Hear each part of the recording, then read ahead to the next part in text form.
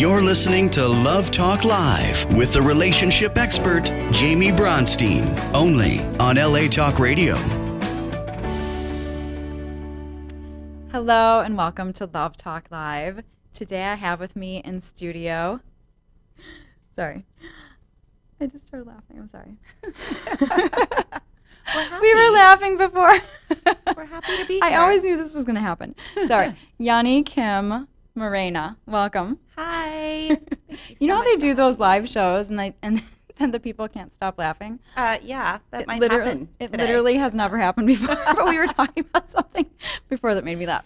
Yunnie Kim Morena, welcome to the show. Thank you so much. I'm so happy to have you. I'm happy to be here. Thank you for having me. I've met my match in terms of talking. I mean, we spoke on the phone a few weeks ago, and we just yapped away and yapped away and yapped away, and we were just sitting here, and I looked over, and the station manager was like, you gotta go. We're just yapping away. So, welcome to the show. Thank you. She has done so much in her life that it's amazing. I'm tired. She has a beautiful story with, there's food, there's fashion, there's family.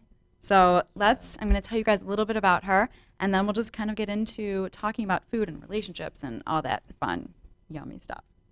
Okay, so along with her husband, Morena owns and operates the Albright under the EST 1977 group, a boutique restaurant group specializing in the revitalization of legacy businesses and curated food concepts.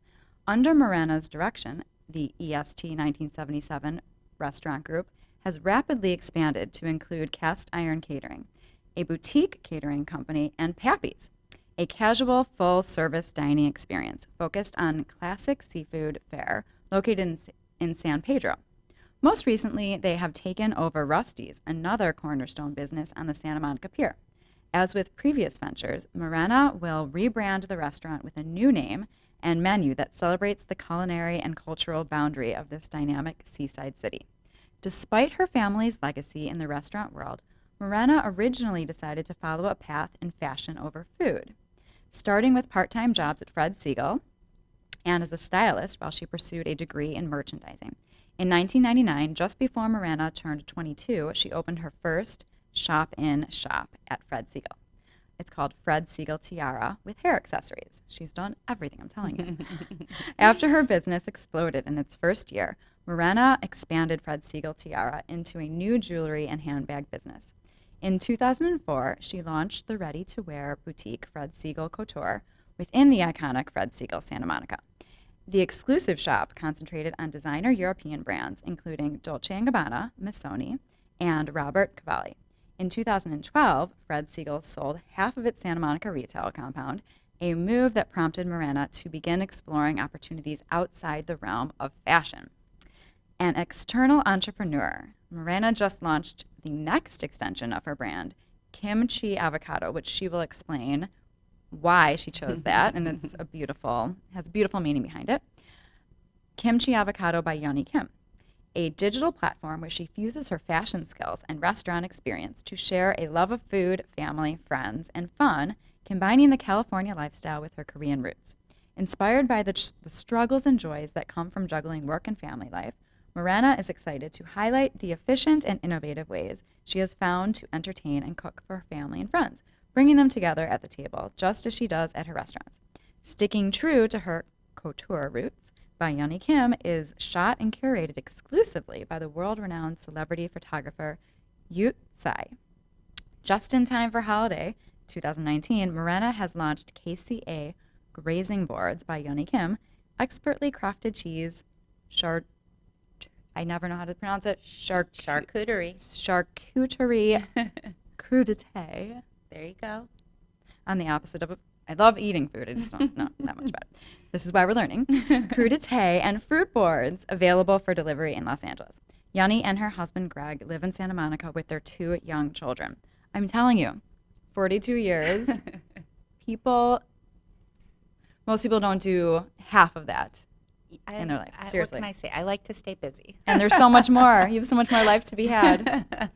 So tell us about your story. She has such an amazing story about your family, how you got here, what you're doing, and we're definitely going to get into that love talk. Don't worry.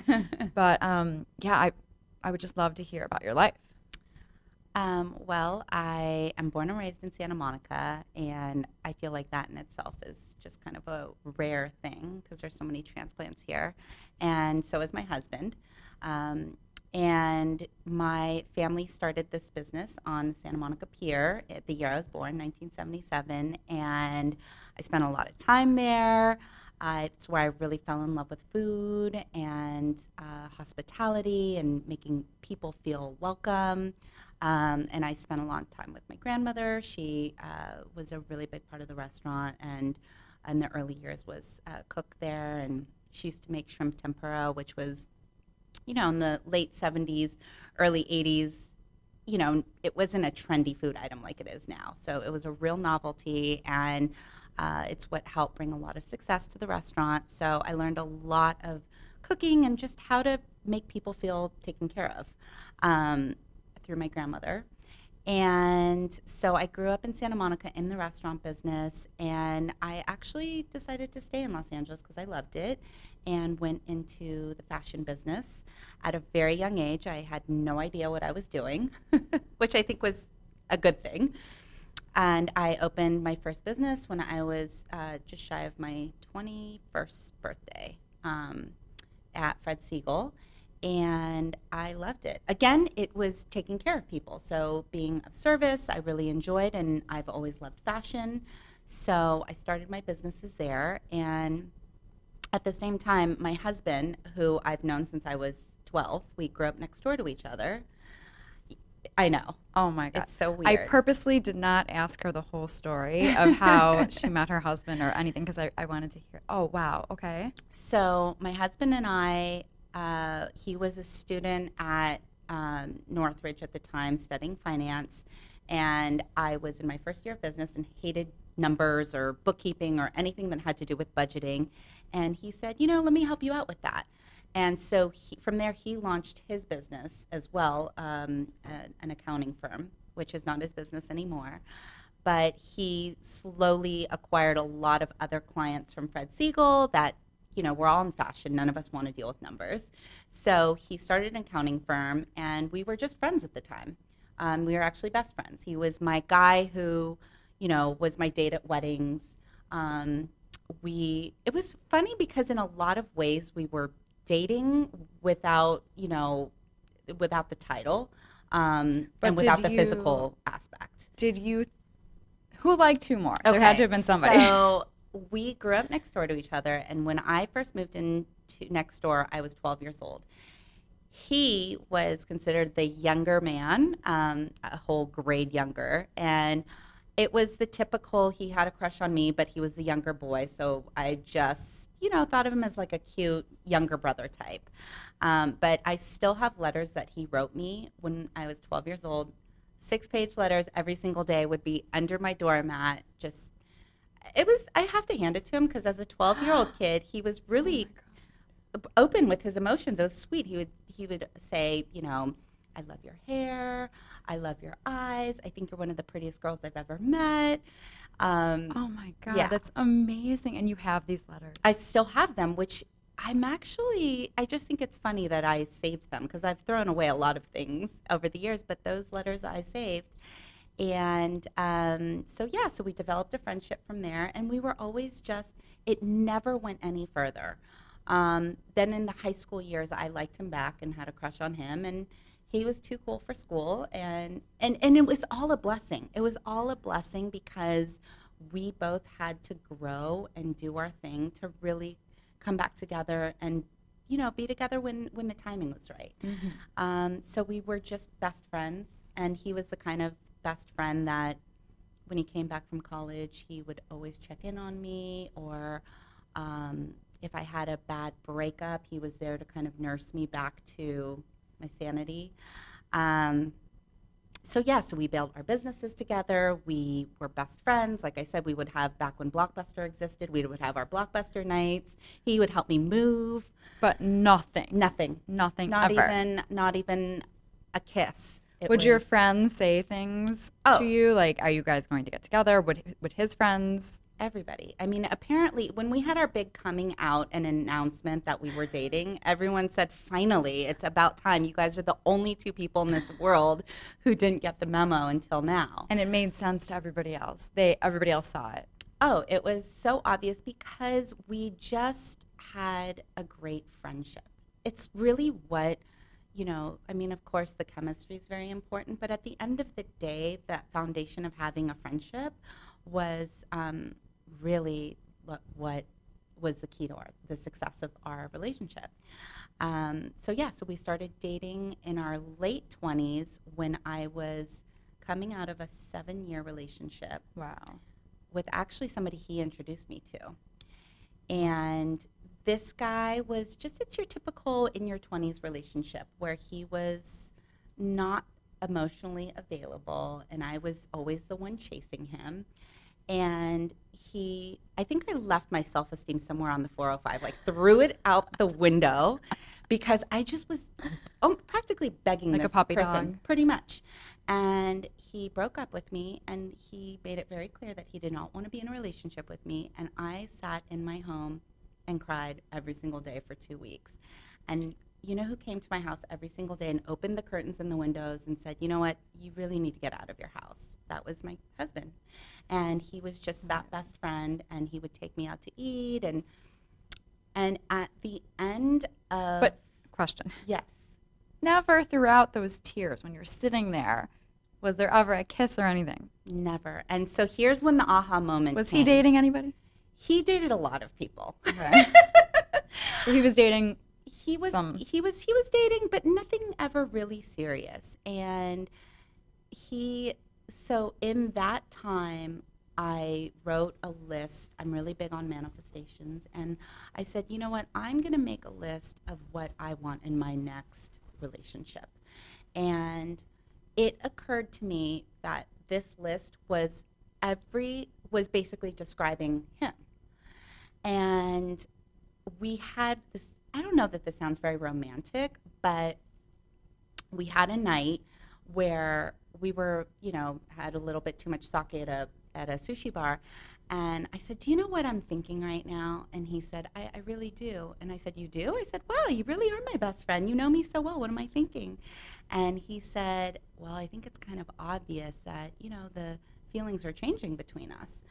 And I started laughing, and I said, that is not at all what I had in mind. I actually wanted you to take me to In-N-Out Burger, but let's have that conversation. This is like a sitcom. This is what people write about. You can't make things like this up. It was hilarious. And that really happened. That really happened. And he said, I can just feel the You're like, I just wanted a hamburger. Yeah, right. Animal style. Exactly. How did you know?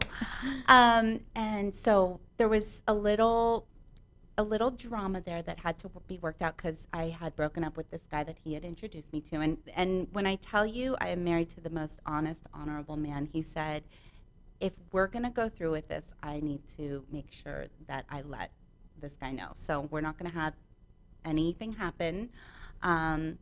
So he let the guy know that I have some very real feelings for Yunnie, and I just want you to know we're going to, move forward with this.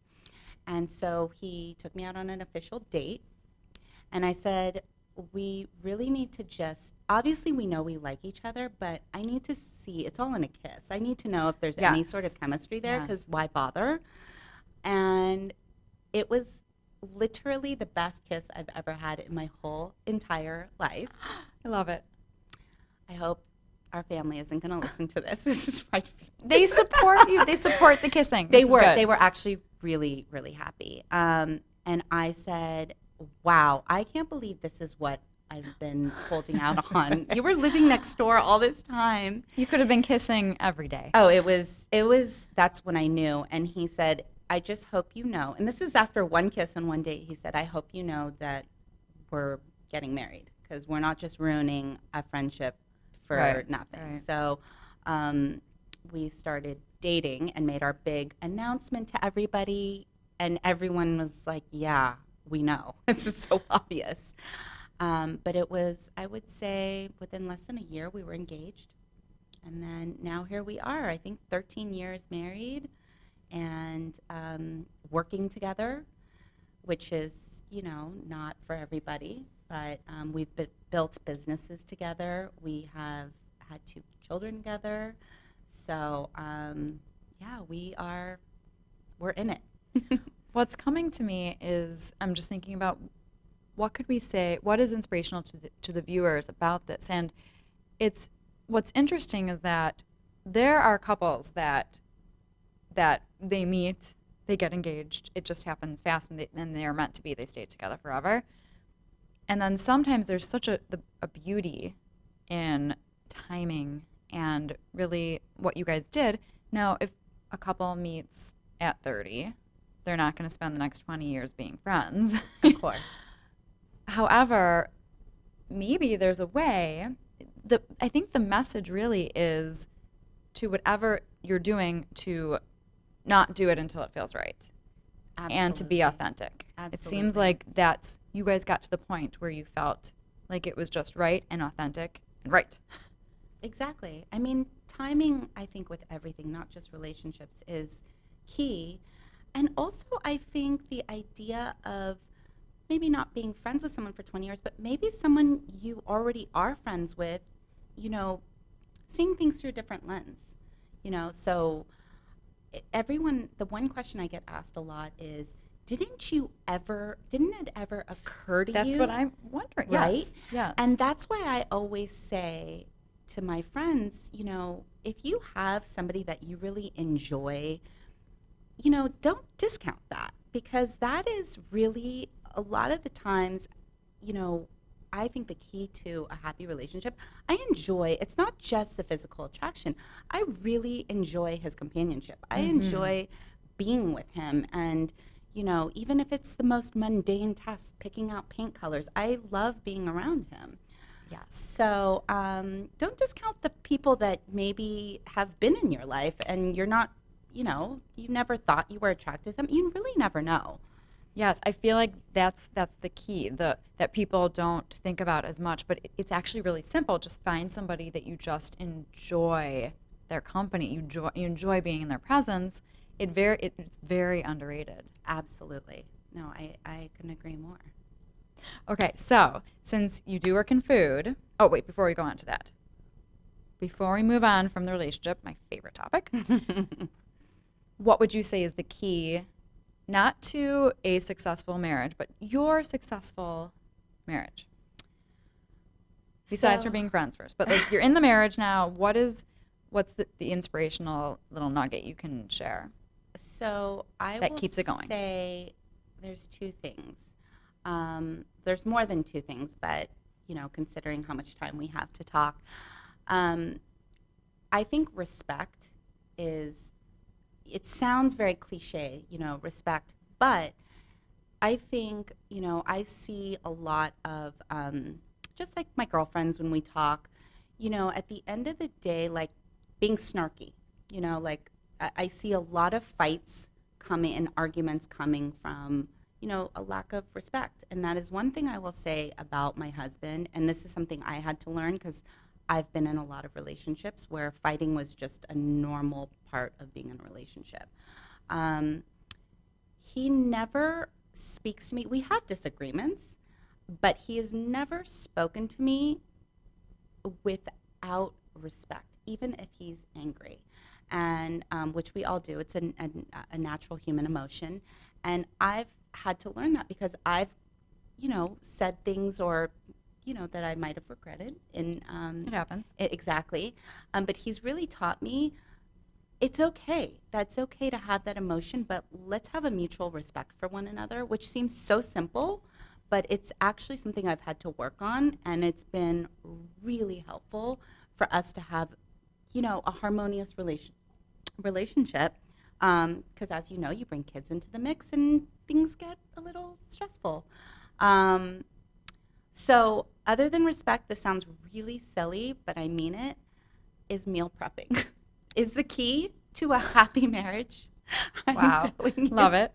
It is food. It is not allowing people to become hangry And knowing that there's delicious, beautiful food in the refrigerator, I am telling you, it is the key to a happy marriage. Okay. Since I've been meal prepping, it has been amazing. Which brings us to food is love. Yes, it is. So let's talk about, this is what you do. This is what I do. I have always loved food, as I said earlier.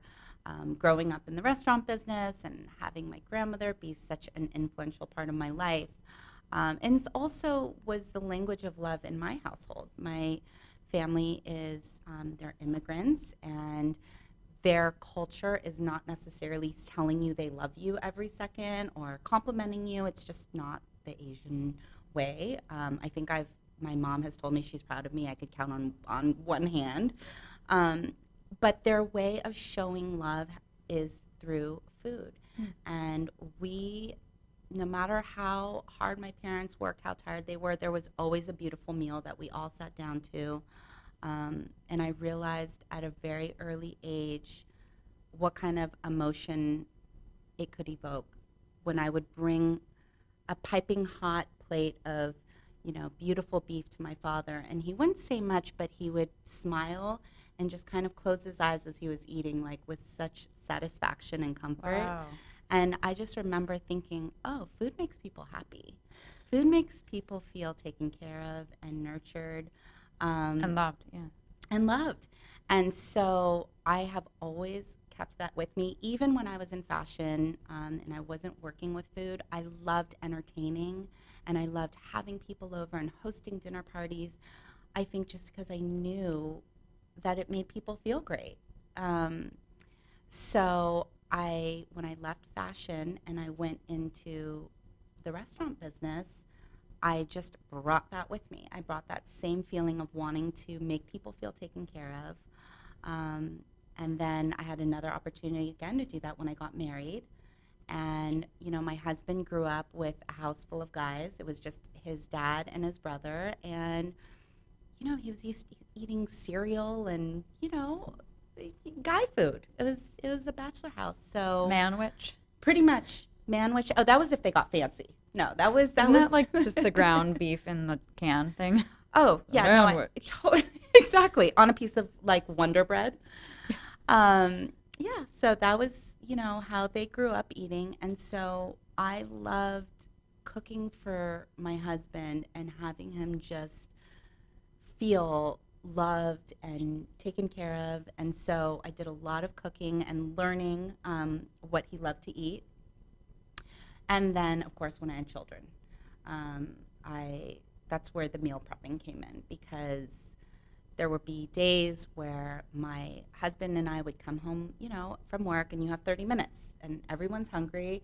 And it was really stressful for me to figure out what I was going to make in 30 minutes and have it be good and fast. And so now I spend one day a week.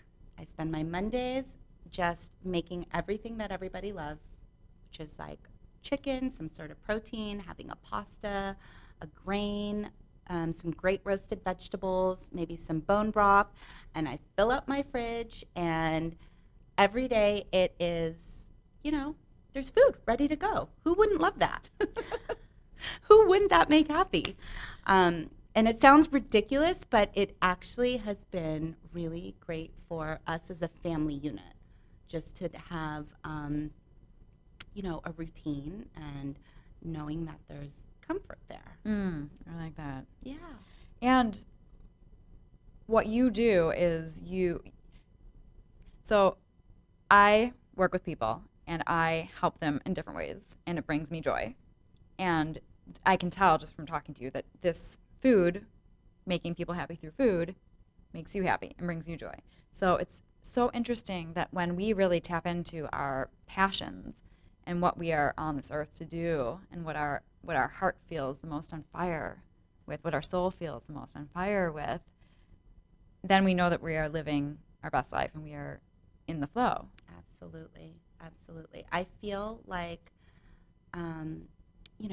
I've never been somebody who was going to pick one path and stay on it for the rest of my life, because life changes and, you evolve as a person. And I've never felt like I've been more on my authentic path than I am now, which is sharing my recipes and how I cook for my family, which is a very personal thing to share with people. It's bringing you into, you know, my home, and it's also allowed me to relive some of the memories of being with my grandmother and bringing those traditions into our home with my children, because my grandmother and my mom never wrote down any recipes. And so a lot of this has been asking my mom questions and writing things down and videotaping her, and then bringing those recipes to, you know, the digital platform, and allowing them to live in other people's kitchens too, which is, you know, I think what I do with the restaurants, like bringing legacies, you know, back and keeping them alive, I think is really important. So I'm very excited about this new path. I love when you were talking before about how in your culture that even though your mom isn't expressing her love, you know that she loves you. And that's a good message for everybody, because it's kind of like it's acceptance of how somebody operates. And just having that. But did it take you time to get to that point? Did it take you time to really grow up to accept that? Like when you were little? I'm still figuring out how to accept that, because in so many ways I'm American, and Americans tell each other in our culture. Not all. Not everybody's comfortable with their feelings.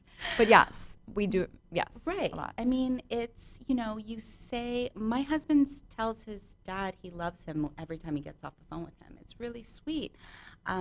So there is part of me that feels, you know, questions sometimes. You know, are you proud of me, Mom? And, you know, still at 42 years old, there is, of course.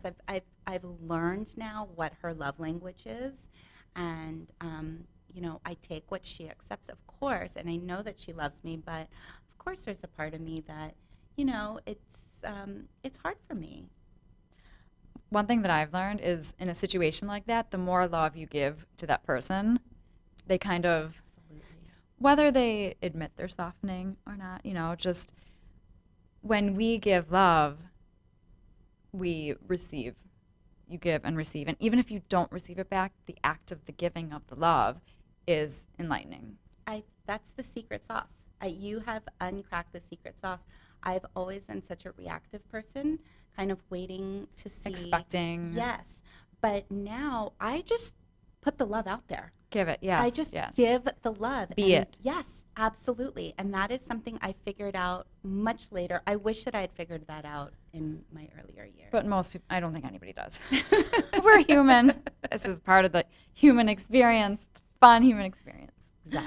Exactly. So I feel like as long as we do eventually understand these concepts before you die, you know, that's all that matters. It doesn't matter when you get there. I'm thankful to even know them now. There's so Yes. much living and life left for me that with the older generation of my family, I'm hugging, I am loving, I am cooking, They're like, I am "What's going embracing. on?" Oh yeah.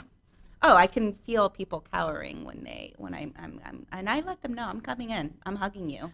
So I've been going to this occupational therapist for my hand. Mm-hmm. Very random. Anyhow, it's all better now. And I won't say his name, but anyhow, he's an amazing guy. And I'm a hugger.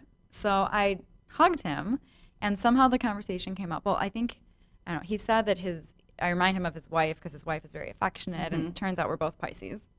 Very into this No stuff. surprise there. Yes. So anyhow, and I just explained, you know, I'm a hugger. I'm sorry, I won't hug you anymore if this bothers you. Is he Asian? No, he's American. Okay. He's totally American. I'm just bringing this up. Actually, it's good for you to know that there are other people that are, you know. Just not huggers. Yes. And it was this really beautiful thing. So we were done with the appointment, and he reached out to hug me. And even his assistant was like, "You have no idea this is such a big deal. He's not a hugger. He has his personal space." And I even said to him, "I respect that." But then when he reached out to me to hug him, I was like, "I'm cracking you." That's This is what so you exciting. get. See, that's Yes, what I mean. yes. You have the secret sauce. That's what it is. And that's a to doctor, just give but- the love. Yes. who's not even Asian. And he's not Asian. No, he's like fully American as far as I know. Yeah. So some people sometimes it just takes love to understand love. Maybe. Absolutely. And I think it's a risk even for the people who are giving the love because you're showing vulnerability. Yes. But I don't care. I do it. I have committed to having that be my way. Yeah. I'm so happy that you brought that up because, I figured that out. Like, you know what? I'm just going to put the love out there. With no expectations. No expectation. And that's no attachments to any outcome. That is the best way to live with everything. Absolutely. And actually, having kids, I've realized that's kind of their way too. I mean, my kids don't give me love with expectations. They just love on me. So it's really a beautiful, pure way to, live your life. Yes.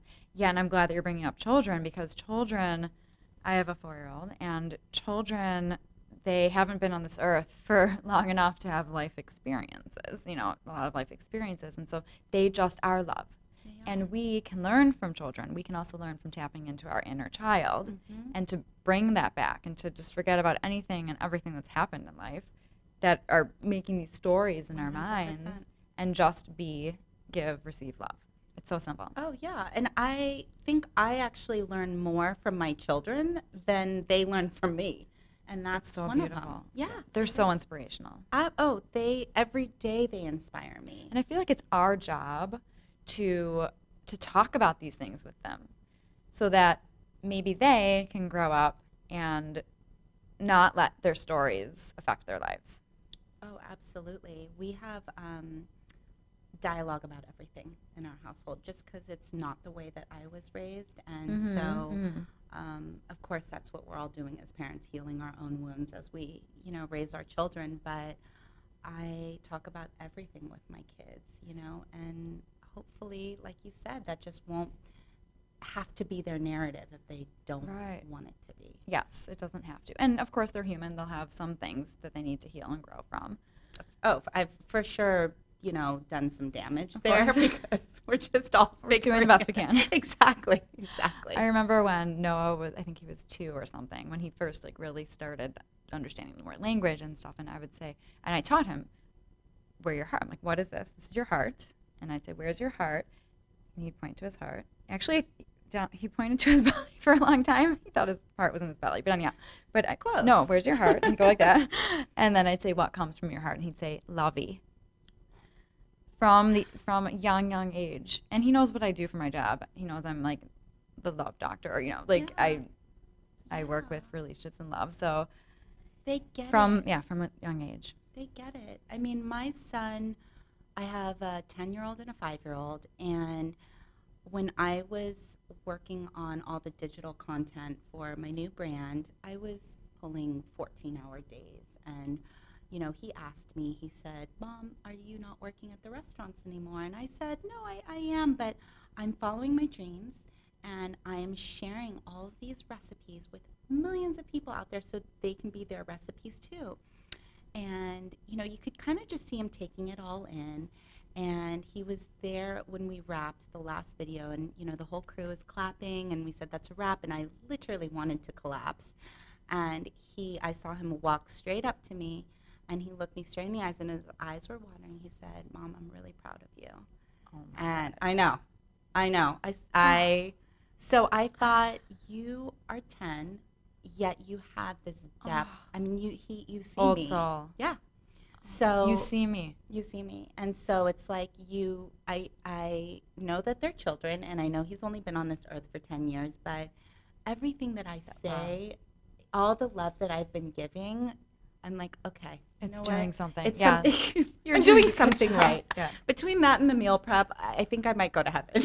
So You will. By the way, we're both crying over here. This is fun. But we knew that was going to happen. Yes, we knew. We talked about it before. I said, crying's amazing. Let's embrace it. She's like, are you going to be like Oprah and ask me some crying questions? I knew that was going to happen. It's all good. Feeling our emotions is the best thing you can do. I think I feel them too hard. No, you can never feel too much. Seriously, I have clients.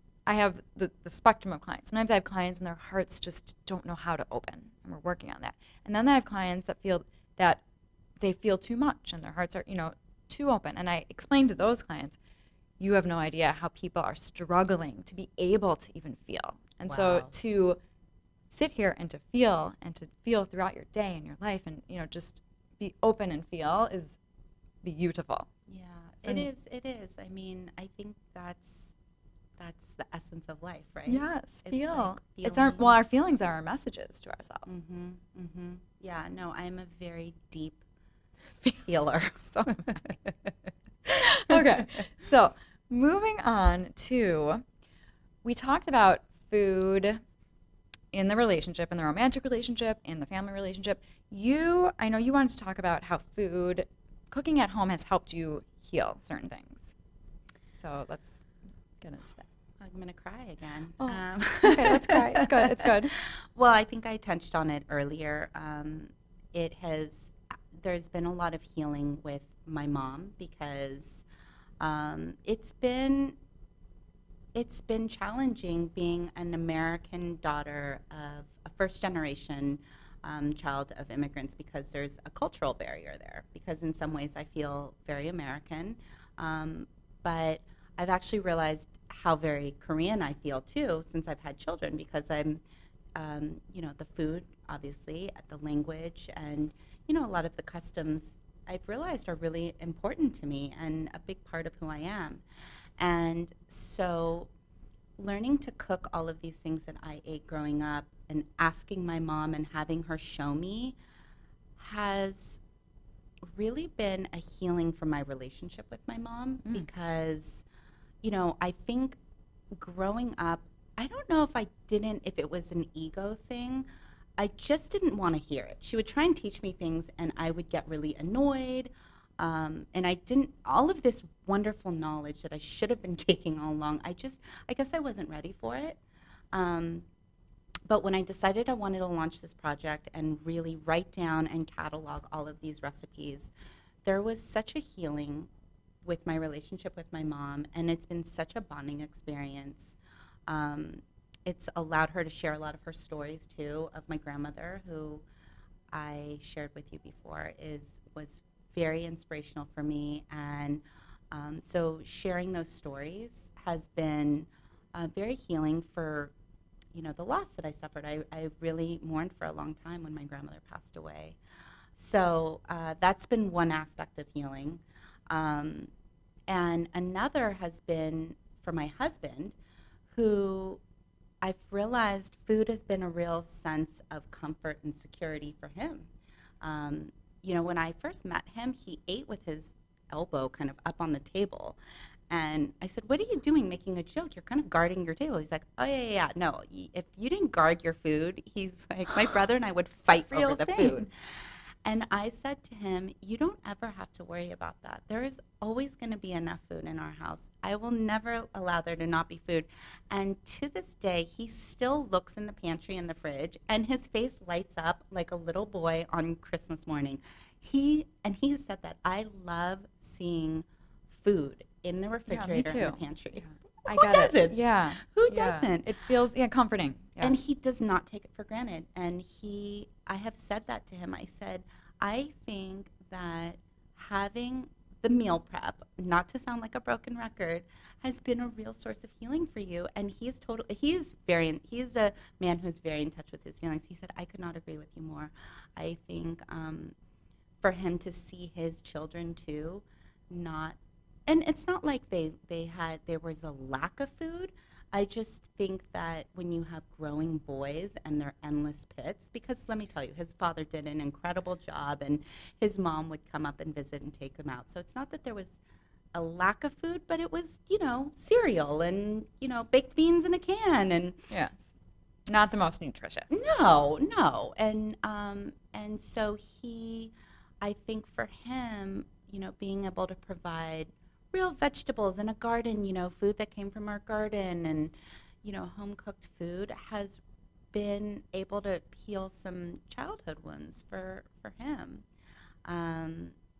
So there's been some really deep childhood stuff that I think has now allowed us to, move on and know that that's the past and it's no longer our narrative going forward, and have a healthy relationship with food, because I know for me that's not restricting myself, but just understanding that there's not going to be, a lack of it, and I don't need to eat it all at once is also been, a real adult learning moment as well. I love it. Did you want to say something else? No. Yes, I mean, this is why life is so rich. When people like you and like a lot of people in this world, just not everybody, I wish it was everybody, where we are introspective. We're able to look back, look here, look for, and just say, what can I learn from this? Mm-hmm. How can I grow and evolve and be the best, live my best life, be the best person I can possibly be the most healed, be the most authentic. Mm-hmm. And you've done that work, and I know you will continue to do that work, so it's wonderful. Well, you know what? I don't even think I had a choice, because I think in order to, grow my family in the way that I wanted to, it was necessary to heal those wounds, because you want to be the very best version of yourself for your children. But you didn't have to, but you did, and that's beautiful, because like I said, not everybody does that work. Yeah, that is true. And that so is true. Hopefully this, I always love giving nuggets of inspiration and just things that people can grab onto to not just go through your daily life, really look at your life and not just survive but thrive, and that's what you're doing. I love that line. I want you to make a T-shirt, not just survive but thrive. Yes. Yeah, not just getting through every day, but that's right. Getting through every day with meaning. Yeah, exactly. And purpose. Yeah, absolutely. Love it. I love it too. Okay, well, thank you for coming on the show. Oh my gosh, thank you so much for having me. It's my pleasure. I want you to be able to tell our viewers, I mean, you have so many different ways and so many different things you're doing, but tell them how they can contact you. Yes. Your websites, how they can order things from you. I mean, you have a lot going on. So I have just begun, but what I'm most excited about right now is my digital platform, where if you feel inspired to cook, you can find my recipes at kimchiavocado.com. And if you want to see my key to a successful marriage, meal prepping, I share a lot of it on my Instagram stories, and my handle is by Yunnie Kim. And you can come to my restaurants. I might not be there for the next few months because I'm working on my digital platform. But yeah, that's probably the best ways to find me in the next few months. Let's tell them what your restaurants are again. So we have the Albright on the Santa Monica Pier, which is a modern seaside crab and lobster restaurant. And we just acquired the one right next door to it, which is Rusty's, which will not be called Rusty's forever, but that's what it's called now. And then we have Pappy's, which is another seafood concept, and that's in San Pedro. And I'm going to be going on a tour of all these restaurants. You better. Yesterday. Thank you so much. And as always, you can contact me at therelationshipexpert.com with any questions. Thank you for joining us. Thank you for joining us. Thank you for having me. Thank you. Have a wonderful evening. Thank you.